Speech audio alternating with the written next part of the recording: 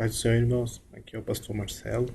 Queria começar agora, irmãos, um estudo sobre o Apocalipse. Eu vou começar essa primeira parte. Vou ler aqui o versículo 1 de Apocalipse. Diz assim a palavra do Senhor: Revelação de Jesus Cristo, ao qual Deus lhe deu para mostrar aos seus servos as coisas que brevemente devem acontecer, e pelo seu anjo as enviou e as notificou a João, seu servo. O livro de Apocalipse, irmãos, ele quer dizer em grego revelação.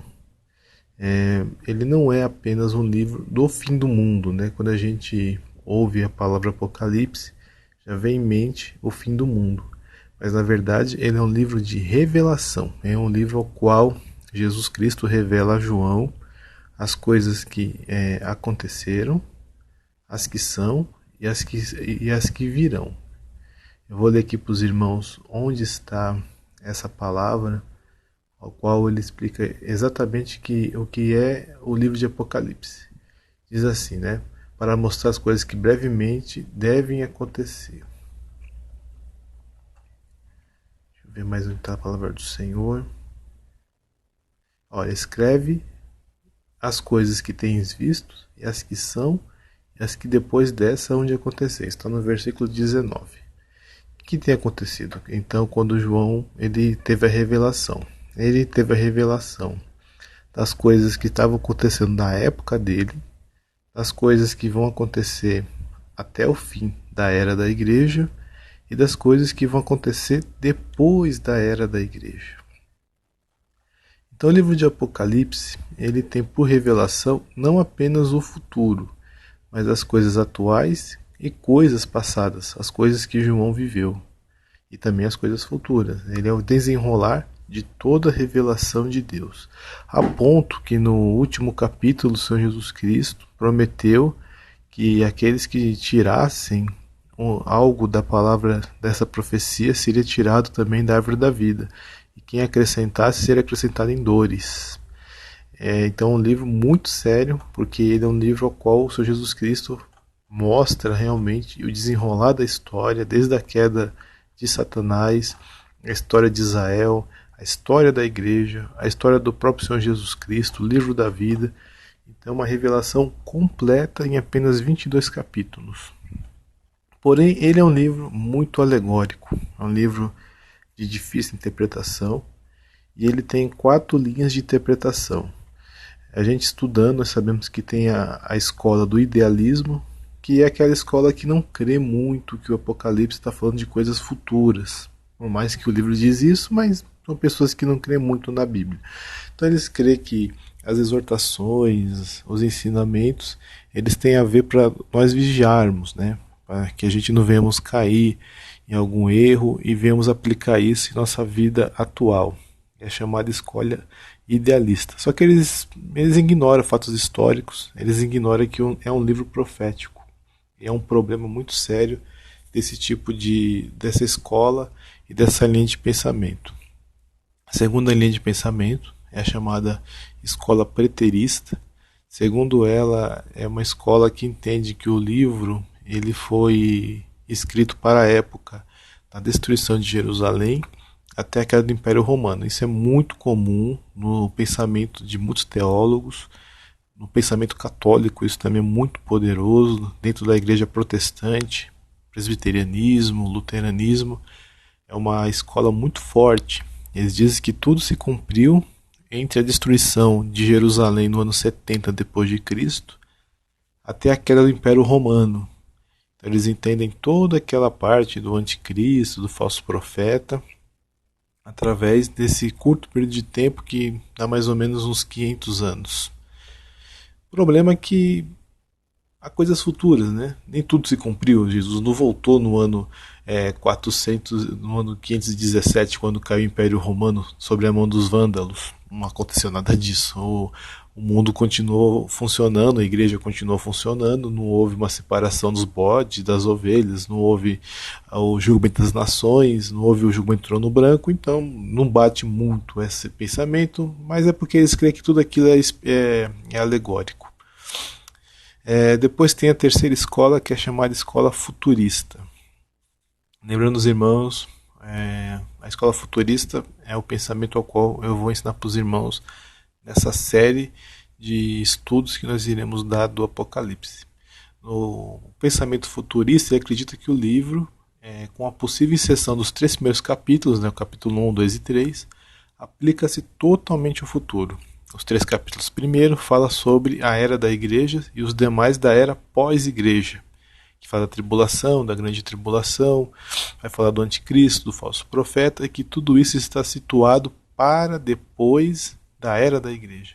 Interessante dizer que a partir do capítulo 4 não há mais a palavra igreja em Apocalipse.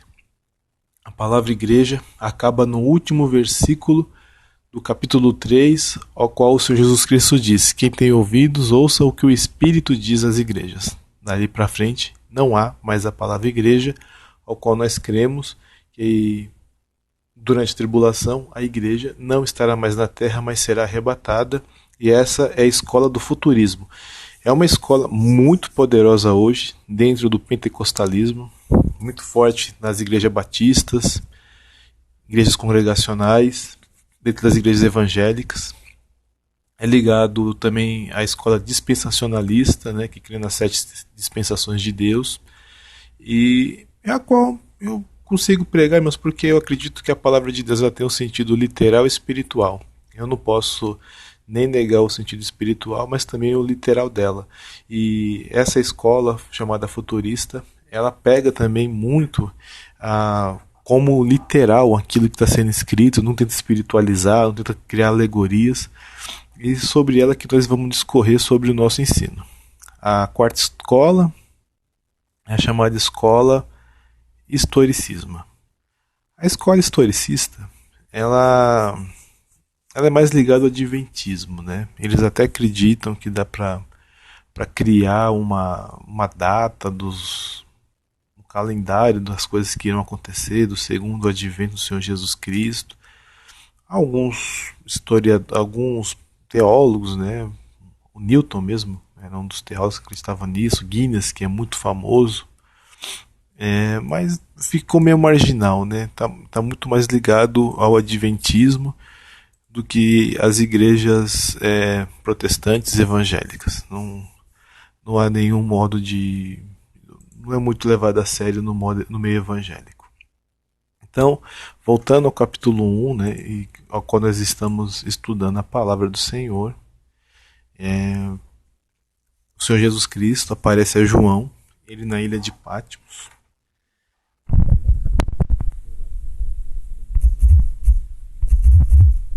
A história diz, essa é a tradição, né, não tem como provar totalmente, mas queremos que é verdade, que ele foi perseguido durante o reinado de Dominiciano, e Dominiciano se achava Deus, né, pediu adoração, né, todos os imperadores romanos tinham culto ao imperador, mas ele foi um pouquinho mais além, ele exigiu adoração única, e João, obviamente já um senhor de idade, não aceitou aquela sugestão, como um homem de Deus que era. Segundo a história, diz que ele passou pelo martírio, né? E esse martírio foi ligado a ser jogado num caldeirão ardente com óleo de peixe, ao qual ele saiu intacto. Dominiciano, contrariado com a não morte de João, o jogou numa ilha escondida em Patmos, uma ilha rochosa, pequena, até hoje identificável, fica lá na Grécia. Era um lugar onde era jogado alguns bandidos. E João também foi para lá. Só que lá ele teve a visão do Apocalipse e ele viu o Senhor Jesus Cristo. A princípio, ele viu o Senhor Jesus Cristo, como ele diz aqui no versículo 11. A voz que dizia: eu sou o Alfa e o Ômega, o primeiro e o derradeiro. E o que vês, escreves no livro, e envia as 7 igrejas que estão na Ásia: a Éfeso, a Esmirna, a Pérgamo, a Tiatira, a Sardes e a Filadélfia e Laodiceia. E virei-me para ver quem falava comigo, e virando-me vi 7 castiçais de ouro, e no meio dos 7 castiçais um semelhante ao filho do homem, vestido até os pés de uma roupa comprida e cingido pelos peitos com cinto de ouro. No versículo 20 é explicado esse mistério. O mistério das 7 estrelas que viste à minha destra e dos 7 castiçais de ouro são as 7 igrejas, são as 7 estrelas, são os anjos das 7 igrejas, e os 7 castiçais que vistes são as 7 igrejas. Então, na verdade, a mensagem, primeiramente, era para escrever para as 7 igrejas que estão na Ásia, a qual, como eu tenho a visão futurista, eu creio que essas 7 igrejas, elas simbolizam, além de igrejas que existiam literalmente na Ásia, naquela época, as igrejas ao qual foi listado, né, a igreja de Éfeso, Esmirna, Pérgamo, Tiatira, Sardes, Filadélfia e Laodiceia, mas também 7 eras da igreja. E cada uma que Jesus escolheu dessas 7 igrejas da Ásia tinha característica de uma era da igreja. A Ásia Menor, irmãos, é um lugar enorme, né? Hoje é a Turquia. Havia centenas de cidades nessa época. Havia Hierápolis, por exemplo. Havia a cidade de Colossos também, ficava na região. Havia onde Paulo nasceu também, ali que de língua licaônica, Icônio. Tudo ficava na Ásia Menor. Porém, o Senhor Jesus Cristo escolheu 7 igrejas. Eram 7 igrejas que mostravam realmente as 7 eras da igreja e que eram um espelho dessas 7 eras da igreja. E João, tendo essa visão, ele viu, e tudo que ele via, ele escrevia e depois mandou para essa igreja. Tudo começa com a igreja de Éfeso, ao qual diz a palavra do Senhor em Apocalipse, capítulo 2, versículo 1. Diz assim: Escreve ao anjo da igreja que está em Éfeso. Isto diz aquele que tem na sua destra as 7 estrelas, que anda no meio dos 7 castiçais de ouro. Conheça as tuas obras, o teu trabalho e a tua paciência, e que não pode sofrer os maus. E puseste à prova os que se diz apóstolo e não são, e tu os achaste mentirosos. E sofrestes e tem paciência, e trabalhaste pelo meu nome e não te cansaste. Tenho, porém, contra ti que deixaste o teu primeiro amor. Lembra-te, pois, onde caíste, e arrepende-te, pratica as primeiras obras.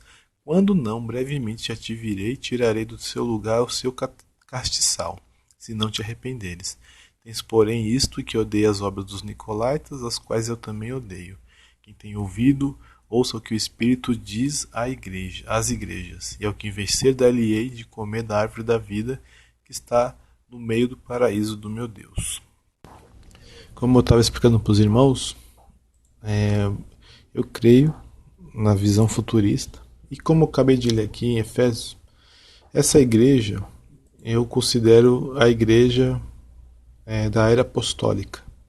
Porém, do começo ao fim da era apostólica, que a gente crê que começou no ano 33 e terminou no ano 100. O significado dessa igreja, na nossa opinião, é uma igreja desejável, né? Uma igreja ao qual ela é um modelo às demais igrejas. Porém, com a morte dos apóstolos, com o tempo os apóstolos foram morrendo, o amor dessa igreja começou a ficar decadente.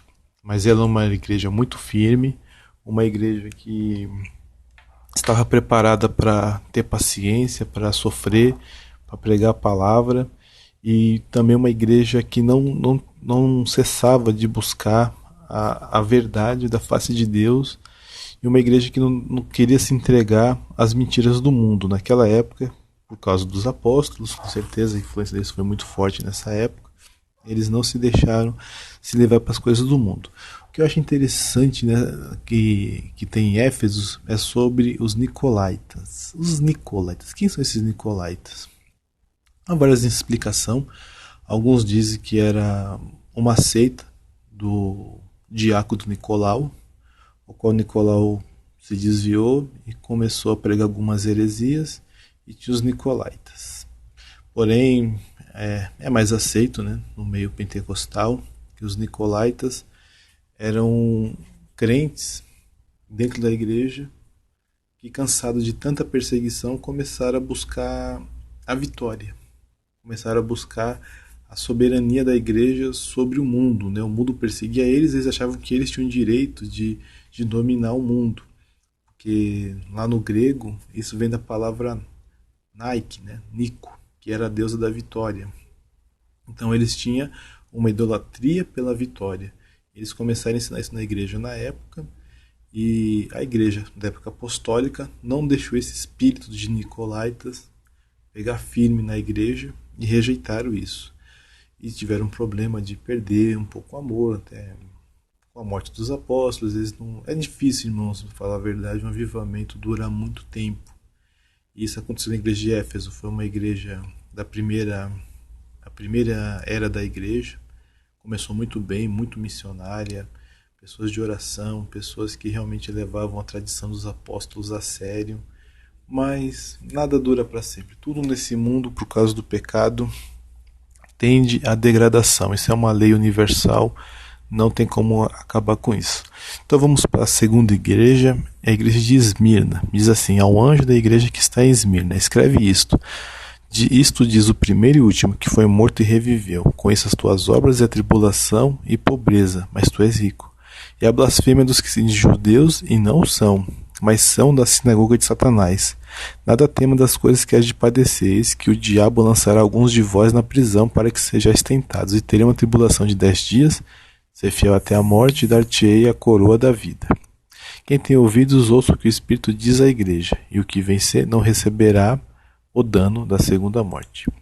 A igreja de Esmirna, ela é da época do ano 100 ao ano 312 depois de Cristo. Ela tem um caráter de uma igreja perseguida e o significado de uma igreja em amargura. Realmente, irmãos, na era apostólica tinha perseguição, mas essa perseguição ficou muito disseminada entre o ano 100 e o ano 312 da era cristã. Os imperadores romanos se levantaram muito contra a igreja. Praticamente todos esses... É até entendido que esses 10 dias é considerados os 10 imperadores romanos dessa época, né? Todos eles. O próprio Diocleciano, aquele lá que fez o pórtico lá, o Trajano, Marco Aurélio, todos eles perseguiram a igreja. Não teve um imperador romano nessa época que não perseguiu a igreja. Uns menos, outros mais, mas todos perseguiram. E era uma igreja considerada em amargura, em muita dificuldade. Mas é uma igreja que persistiu, mesmo com todas as dificuldades que ela tinha. Ela continuou persistindo. Ela não tinha forças assim, ela não tinha aquelas forças, né, políticas, né, como a igreja hoje tem. Era uma igreja pobre, mas que o Senhor Jesus Cristo amava, porque era uma igreja fiel, era uma igreja que tinha tribulação, e ela continuava a servir a Deus mesmo com todas essas dificuldades. Ela pegou o período, né, ao qual os mártires cristãos ficaram conhecidos, ao qual eles eram mortos nas arenas diante dos leões, eram usados como tochas humanas, né, para iluminar os caminhos romanos que havia na época, e onde a igreja começou a influenciar o mundo positivamente, né, porque quanto mais morriam as pessoas, como dizia Tertuliano, né, os sangues dos mártires é a semente da igreja.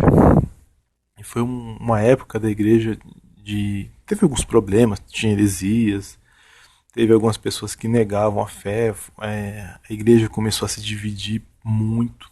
A igreja, pra vocês terem ideia, nessa época já tinha 3 grupos, né? Tinha grupos marcionistas, tinha o grupo da igreja tradicional e já tinha os montanistas, né?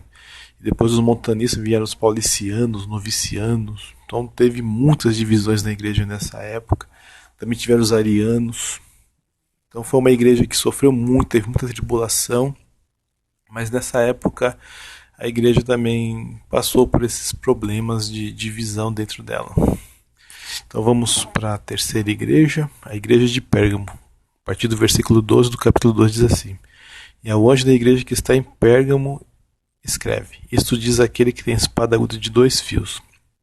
conheço as tuas obras e onde habitas, que é onde está o trono de Satanás, e retens o meu nome, e não negaste a minha fé, ainda nos dias de Antipas, minha fiel testemunha, ao qual foi morto entre vós, onde Satanás habita.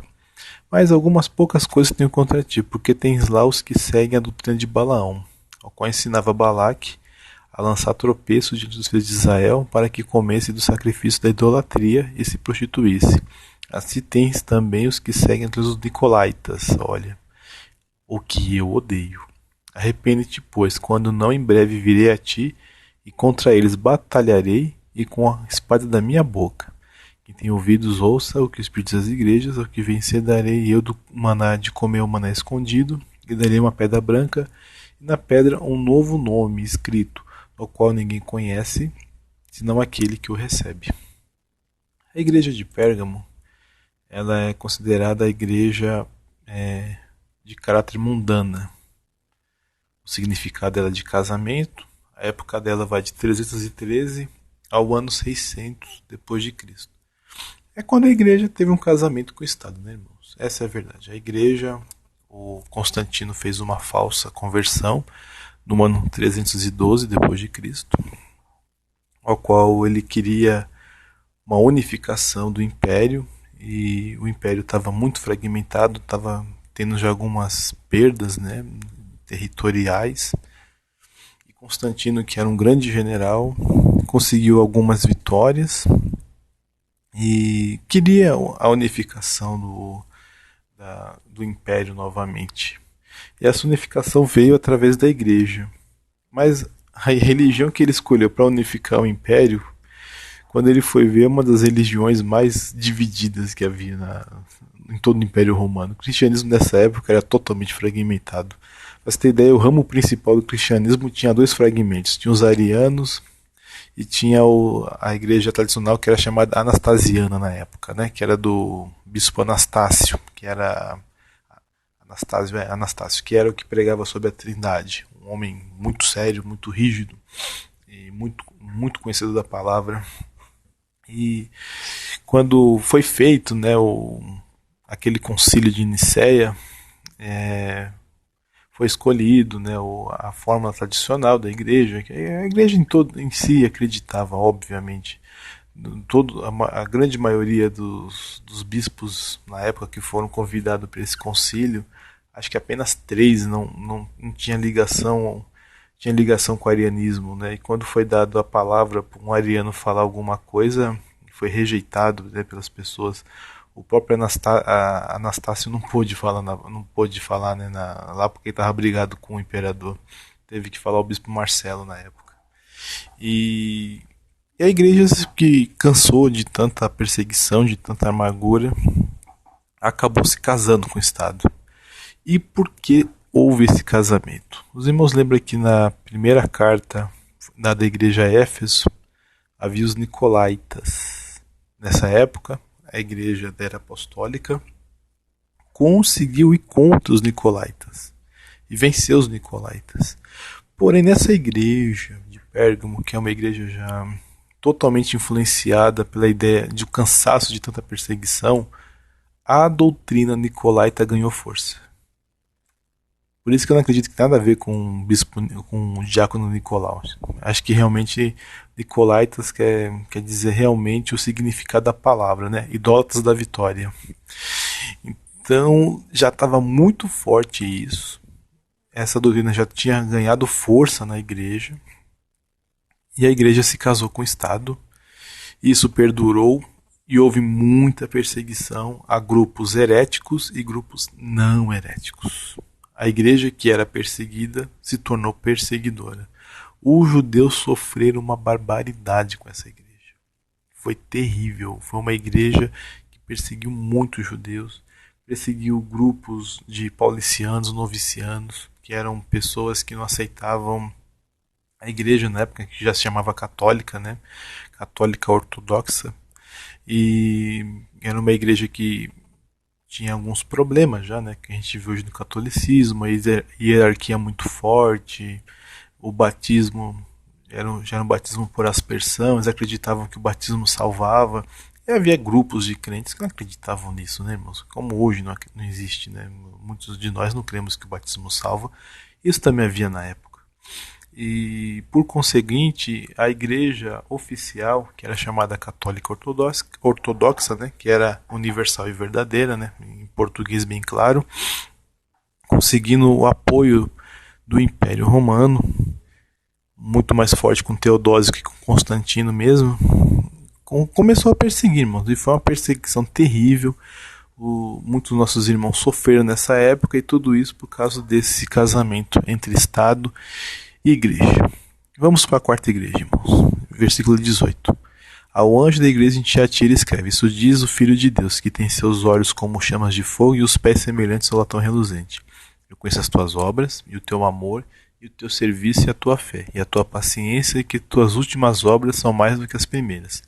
Mas tenho contra ti que toleras Jezabel, mulher que se diz profetiza, ensinar e enganar os meus servos para que se prostituam e comam dos sacrifícios da idolatria.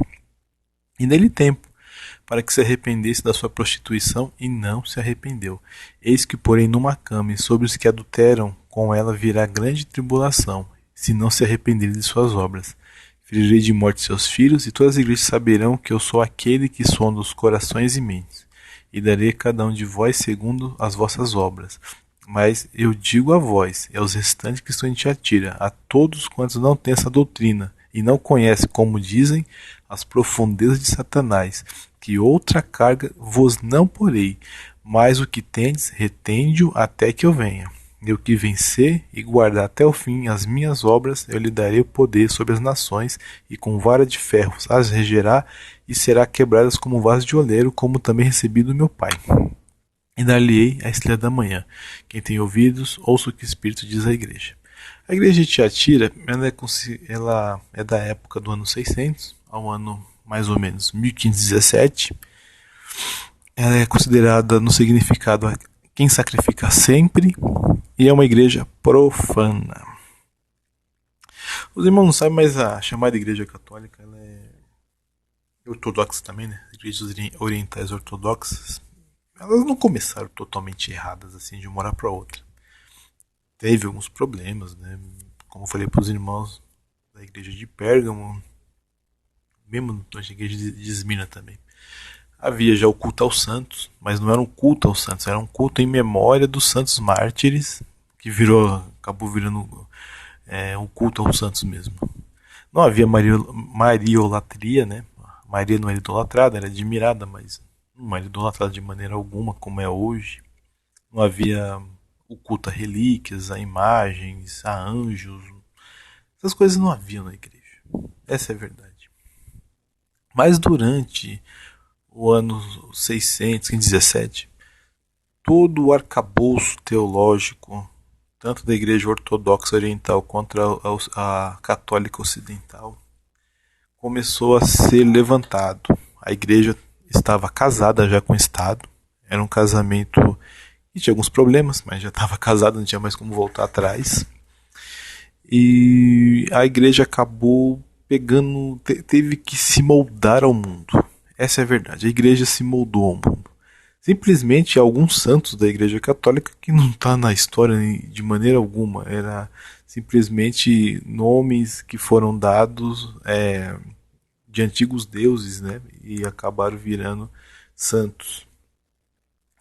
Tiveram que criar a doutrina do purgatório, criar a doutrina da remissão batismal, criar a mariolatria, criar o Natal e outras coisas mais, tudo nessa época. Foram 33 adições doutrinárias, tudo nessa época, ao qual a igreja virou uma igreja profana, uma igreja que não era mais casada com o Estado, ela era casada com o mundo, ela era idólatra, ela se prostituiu com o mundo.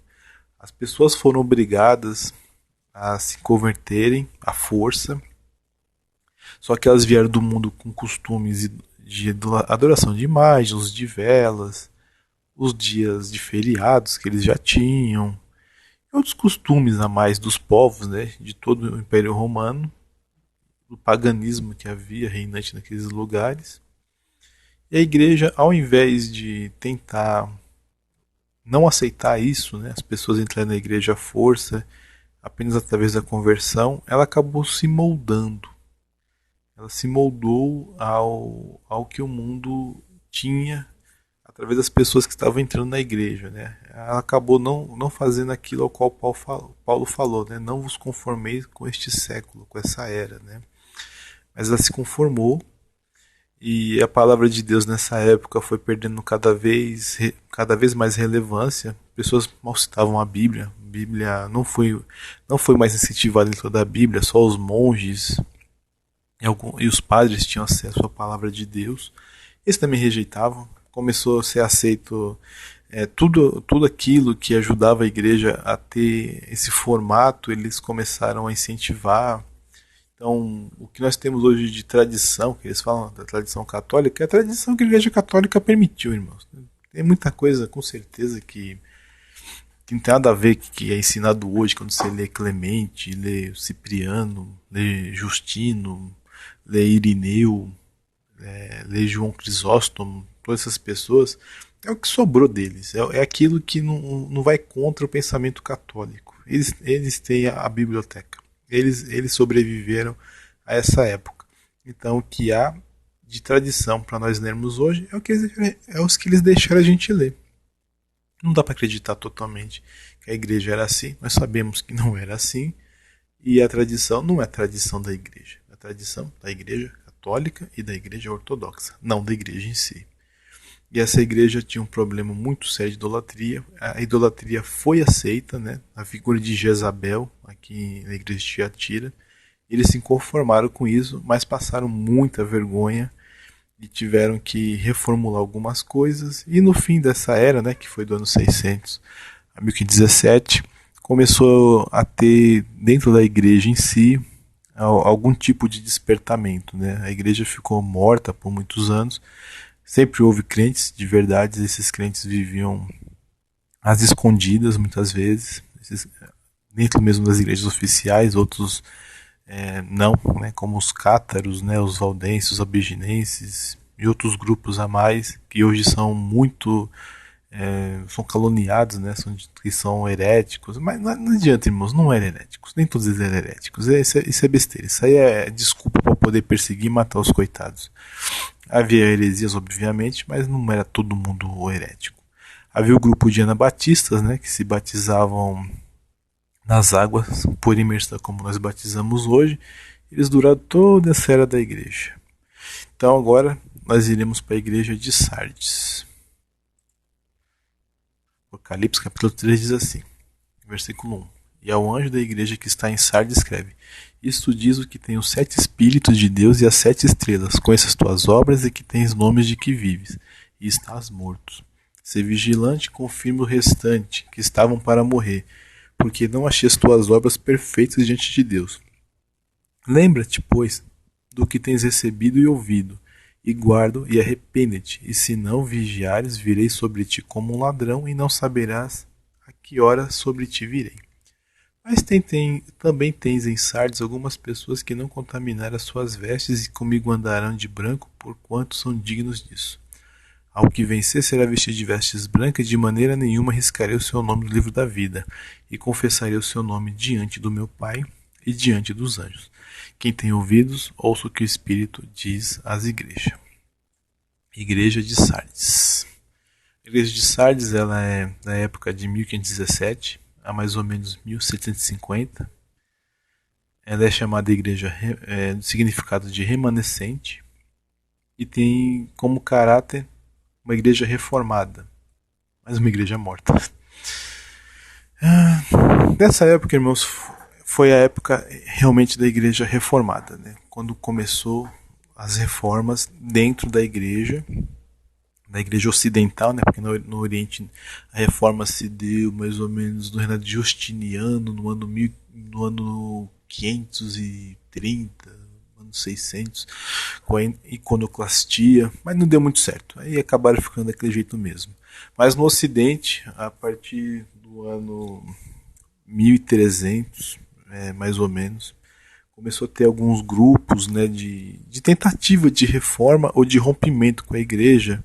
Teve Wycliffe, teve Tyndale, teve John Hus, o próprio Savonarola também, mas Savonarola é muito católico, não reconheço ele como muito reformador.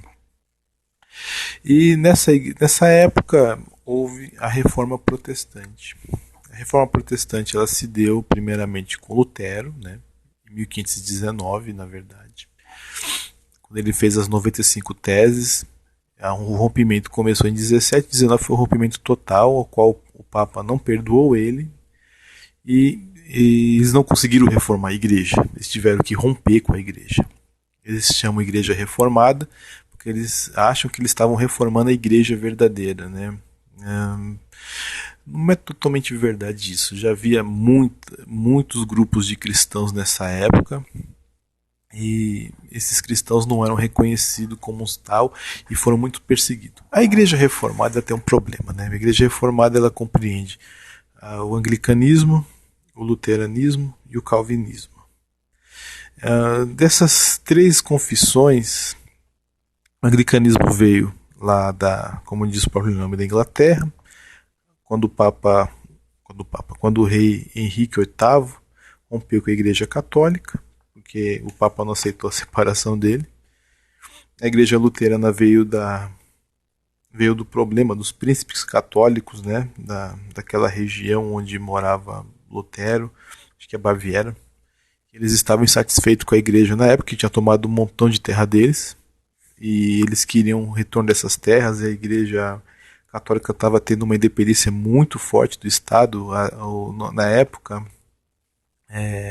os Estados nacionais europeus não estavam conseguindo influenciar muito a igreja e colocar os cardeais, os papas que eles queriam, porque houve uma reforma gregoriana no ano 1300, foi uma reforma muito profunda da igreja, tentando limpar um pouquinho a igreja da mancha, né, que tinha do papado, e a igreja estava tentando melhorar um pouquinho a imagem dela. E os príncipes, né, regentes da época, estavam perdendo força dentro da igreja católica. E a igreja católica continuava com seu poder, né, de exclusão que eles tinham, né, de excomungar reis, né, cidades, essas coisas. E eles acabaram temendo isso cada vez mais, e o rompimento com a igreja foi até aceitável, né?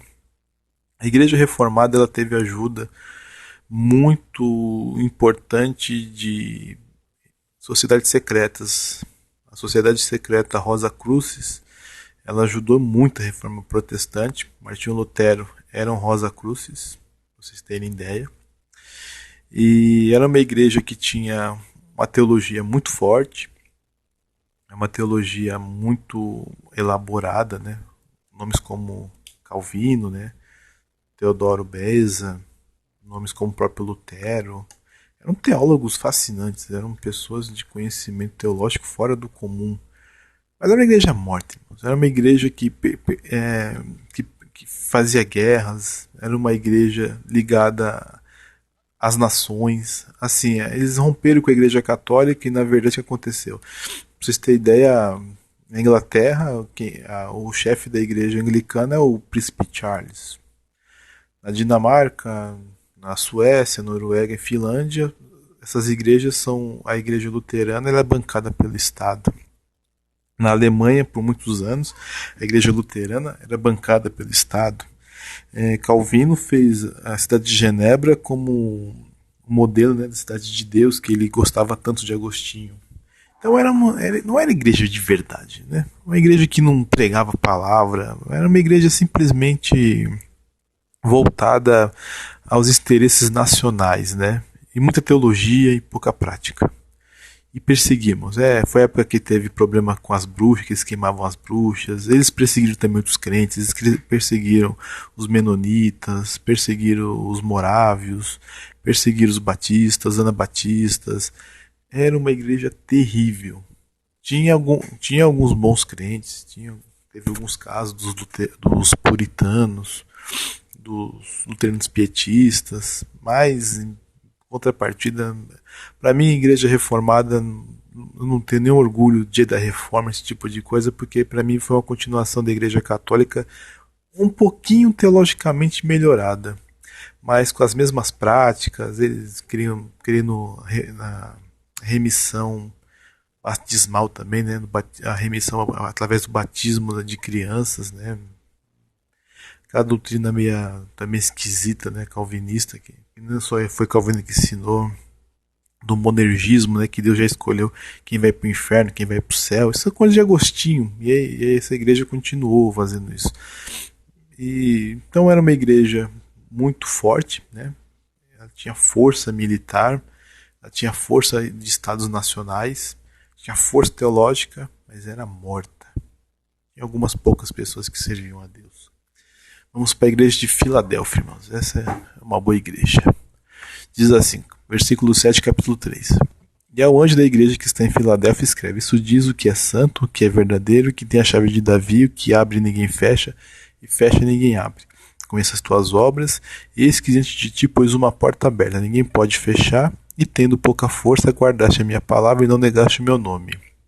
Eis que eu farei aos que da sinagoga de Eis que eu farei os da sinagoga de Satanás, aos que se dizem judeus e não são, mas mentem, eis que eu farei que venham e adorem prostrados aos teus pés e saibam que eu te amo.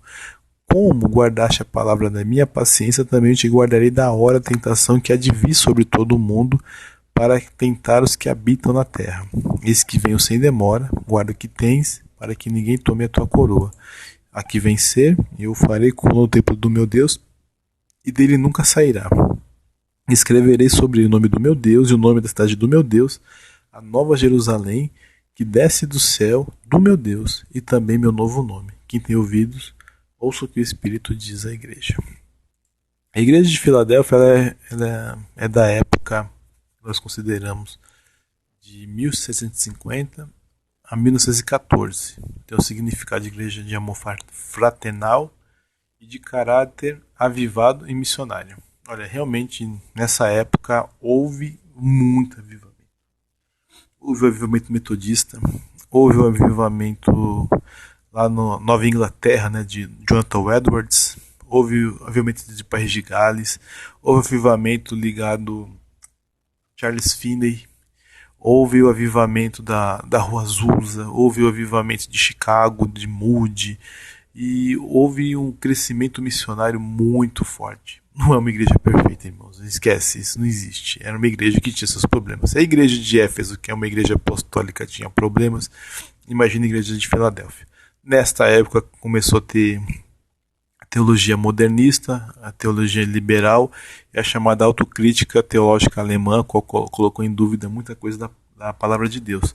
Mas é inegável que desde os tempos apostólicos essa foi uma época que a igreja, tendo como pioneirismo do William Carey, né, que era um congregacional que foi pregar a palavra do Senhor lá na Birmânia, hoje atual Myanmar. Ele foi lá, pregou a palavra de Deus, abriu algumas igrejas naquela região. Não foi algo assim fora do comum, né? Não teve um grande avivamento na Birmânia, mas ele deu o pontapé inicial, né, da obra missionária. E vários movimentos de igreja tiveram avivamentos, né? Não houve só avivamento pentecostal, houve o avivamento pietista, houve os quakers, houve uma espécie de neopuritanismo, houve o pentecostalismo, houve muito avivamento nessa época. A igreja fez de tudo para alcançar o mundo todo, até as igrejas anglicanas, aproveitando o Império Britânico, fizeram um esforço descomunal também, missionário, muito forte, né? A primeira igreja do Brasil, pra vocês terem ideia, é a igreja anglicana, né? Que veio junto com a família real portuguesa em 1808. Então é uma igreja muito interessante. A época dessa igreja vai de 1750 a 1914, como já tinha dito, e com todos os seus problemas que todas as igrejas têm, foi uma época muito boa. Realmente foi algo fora do comum. E o interessante, irmãos, eu tô lendo, eu tô pegando aqui uma época até meio estranha, né? Se para os irmãos é de uma teologia dispensacionalista, a minha fonte está sendo uma de batistas, né? Batistas fundamentalistas. Eles põem a época de 1750, né, com o advento da Igreja Metodista, a 1914. 1914 foi quando a Assembleia de Deus foi fundada, né, lá em Hot Springs. Teve a conferência de Hot Springs, ao qual foi fundada a Assembleia de Deus. A Assembleia de Deus não foi fundada, como alguns dizem, em 1910. Não é verdade. Quando eram pequenas igrejas pentecostais, e a igreja que veio aqui para o Brasil tinha o nome de Missão da Fé Apostólica. E nessa época, em Hot Springs, em 1914, foi feita uma conferência mundial de ministros pentecostais, ao qual, cansado de tanta confusão teológica no meio pentecostal e também de muito escândalo, né? Teve esse problema de escândalos fortíssimos na igreja pentecostal, mas tinha coisa boa na igreja pentecostal, muita coisa boa. Mas os escândalos às vezes acabavam aparecendo mais do que as coisas boas da igreja pentecostal. Então, homens de Deus como Gurnavingre e outros grandes homens de Deus dos Estados Unidos, da Inglaterra, em todos os lugares do mundo se encontraram em Hot Springs, tentaram e conseguiram uma fórmula, né, de uma doutrina unitária para a igreja e através desse acordo, né, entre igrejas pentecostais surgiu a Assembleia de Deus.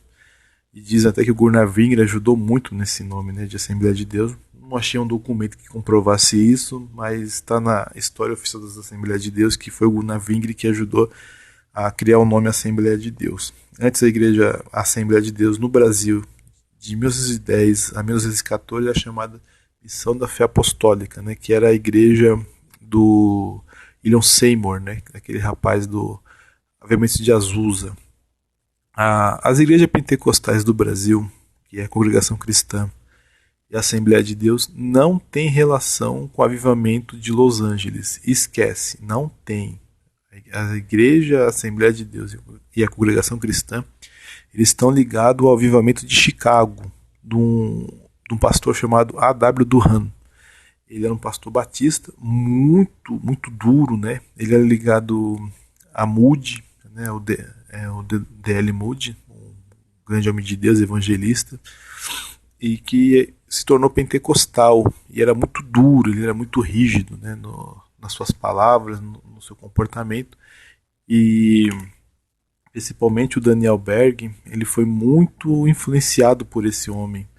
E também o Luigi Franciscon, que fundou a Cristã no Brasil, também foram influenciados por esse homem. Eles tiveram pouca influência da Missão da Fé Apostólica, por mais que quando eles abriram a igreja aqui no Brasil, colocaram no nome da única igreja pentecostal que eles conheciam, e era a Igreja da Fé Apostólica. Mas eles eram batistas, na verdade, eles não tinham nada a ver com a Igreja da Fé Apostólica, que era uma igreja mais ligada ao metodismo. Amém, irmãos? Vamos para a última igreja, a igreja de Laodiceia. Ao anjo da igreja que está em Laodiceia escreve isto. Isso diz o Amém, a testemunha fiel e verdadeira, o princípio da criação de Deus. Conheça as tuas obras, que nem és frio nem quente, quem deras fosse frio ou quente, assim porque és morno e não és frio nem quente, vomitar-te-ei da minha boca. Como dizes, rico sou, estou enriquecido e nada tenho falta, e não sabes que és um desgraçado e miserável e pobre, segue nu. Aconselho-te que de mim compres ouro provado no fogo, para que te enriqueças, e roupas brancas para que te vista, e não apareça a vergonha da tua nudez, e que unja os teus olhos com colírios, para que vejas. Eu repreendo e castigo todos quanto amam. Sê, pois, zeloso e arrepende-te. Eis que estou à porta e bato. Se alguém ouvir a minha voz e abrir a porta, entrarei em sua casa e com ele cearei e ele comigo. Ao que vencer, lhe concederei que se assente comigo no meu trono, e assim como eu venci, e me assentei com meu Pai no seu trono. Quem tem ouvidos, ouça o que o Espírito diz à igreja. Igreja de Laodiceia. É a nossa igreja, né? A igreja do tipo atual. Ela tem como significado os direitos do povo. Qual o caráter dela? Morna. Então, repassando, a igreja de Éfeso tinha como caráter a igreja apostólica do amor decadente, a de Esmirna era perseguida, a de Pérgamo mundana, que casou com o Estado, a de Tiatira era profana, idólatra, a de Sardes era morta, era a época da Reforma, a de Filadélfia era avivada, missionária, verdade, e a nossa igreja, a igreja morna. E nós vemos o poder da igreja hoje, né, irmãos? É uma igreja rica. Hoje as igrejas competem para ver qual que tem o templo mais bonito, mais luxuoso, maior. E há igrejas em todo o Ocidente, não só no Brasil, que são donas de redes de televisões, de rádios, de telecomunicações, de grandes conglomerados. Os nossos pastores, nossos líderes são milionários, até bilionários, para falar a verdade. E isso tem trazido um orgulho para a igreja, mas um orgulho ao qual o Senhor Jesus Cristo ele deplora esse orgulho. Ele diz que essa igreja que se acha rica é uma igreja que assim, é uma igreja que tem muitos recursos humanos e financeiros, mas ela não tem a graça de Deus. Ela é miserável, pobre, cega e nu. Ela é sem a graça de Deus, ela é pobre no espírito, ela não tem espiritualidade, ela não vê nada e ela está exposta, né? Porque a nudez tem a ver com a exposição da sua vergonha, né? E com hoje a igreja, por maior número de membros que há na igreja no Brasil, há por volta de 45 milhões de evangélicos, acho que já é 50 já. Mas a vergonha que nós passamos hoje, né, irmãos, é muito escândalo, é muito roubo, é muito estelionato, muita mentira, são falsas curas, falsos milagres, falsas igrejas, uma igreja que despreza a palavra de Deus, uma igreja que despreza a oração, é uma igreja que busca poder. Hoje está muito em voga a teologia do poder, a igreja está achando que vai dominar o mundo, tem pessoas que ensinam isso, que a igreja tem a obrigação de dominar o mundo, que tem que colocar o reino de Deus à força, né? Então é uma igreja muito metida, mas em compensação é uma igreja que não tem o poder de Deus, não tem o conhecimento de Deus. E o que me chama a atenção nessa igreja de hoje em dia é o versículo 20, diz assim: eis que estou à porta e bato. Se alguém ouvir minha voz e abrir a porta, entrarei em sua casa e conhecerei ele comigo. Jesus está dizendo claramente, ele não está na igreja.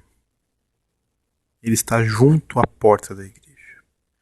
Jesus não manda na sua igreja.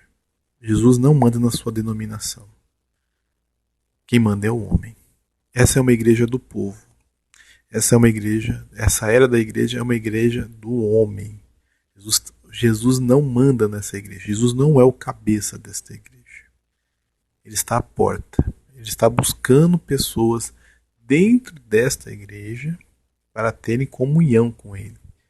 Mas a igreja em si, que é rica, e quando o rico tem um problema sério de soberba, né, ele acha que o dinheiro compra tudo, né, dizem, até falam uma brincadeira que o dinheiro compra até amor verdadeiro, né. Então, se uma igreja se acha rica, irmãos, é uma igreja que acha que não precisa de nada.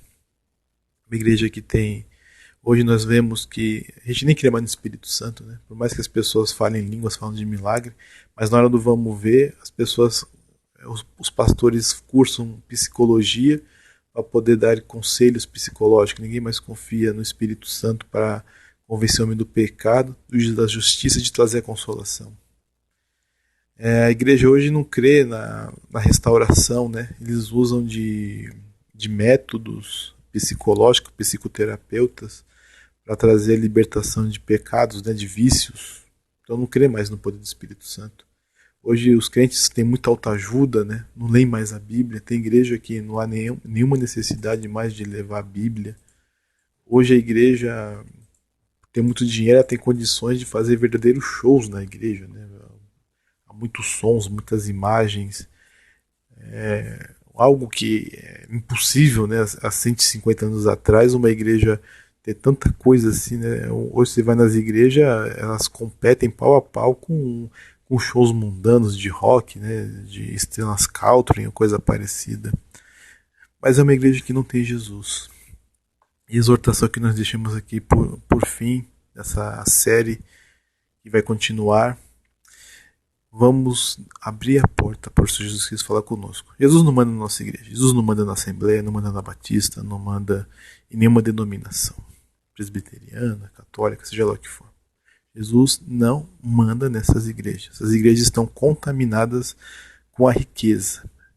É o sonho de consumo, né? É o que eles ouvem nas suas reuniões da maçonaria, né? Que é a busca pela riqueza, né? Então eles levam isso pra gente. mas todo aquele que abre o coração, o Senhor Jesus Cristo ainda garante que Ele vai abrir, Ele vai entrar e vai cear conosco. Então que buscamos comunhão com o Senhor, esquecemos escândalos, esquecemos a mornidão da igreja, vamos esquecer a miséria, a pobreza espiritual que há na igreja, a falta de graça de Deus que há na igreja, e vamos buscar o Senhor. O Senhor ainda está com as portas abertas para nos receber, de braços abertos para nos receber e nos dar da sua graça e nos dar realmente para que nós venhamos nos vestir roupas brancas e venha nos ungir com o seu Espírito Santo. Eu tenho certeza que o Senhor tem muito a nos dar ainda. Lembrando para os irmãos, fazendo uma recapitulação, o livro de Apocalipse, ele foi escrito mais ou menos entre o ano 90 e 95 depois de Cristo, por João, o apóstolo, ao qual ele teve essa visão na ilha de Patmos. E iremos fazer aqui na nossa rádio, né, na rádio da Igreja Assembleia de Deus, Missões, Ministério das Belezas, uma série sobre o ensino do Apocalipse.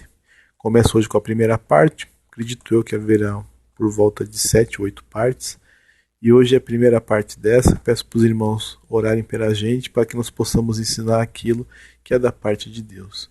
Que Deus fique com os irmãos e que Deus em Cristo possa abençoar cada um de todos vós. Fiquem com Deus. Amém.